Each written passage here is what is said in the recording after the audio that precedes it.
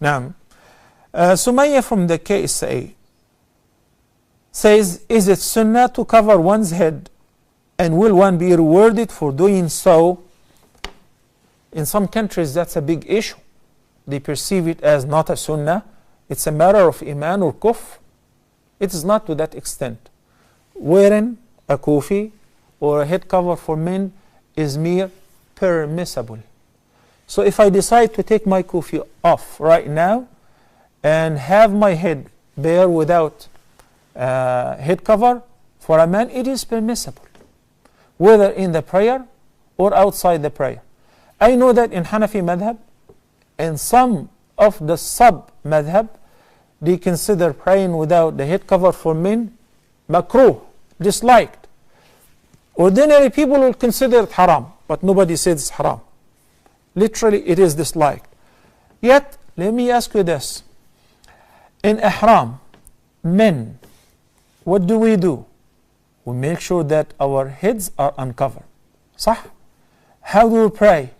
Without a kufi, without a turban. So if it is permissible to pray and make tawaf during ihram without a turban, then there is no way that it can be disliked to offer the prayer some other times without the kufi. This is just, in addition to the text, some logical references. The Prophet ﷺ sometimes have taken his qalansuwa off the head cover and put it in front of him as a sutra, and he prayed sometimes bareheaded. You can't do that. But Allah subhanahu wa ta'ala says, Ya ayyuha alladhina amanu khudhu zinatakum inda kulli masjid. Wear your best adornment while going to every masjid to attend the jama'ah.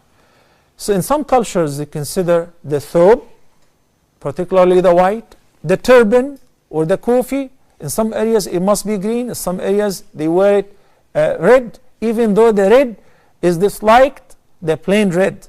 There is a difference of opinion in this regard, but the Prophet ﷺ forbade wearing plain red, as you all know, as we discussed this before. But if you go to Nigeria, if you go to some parts of Africa, they wear the red kufi.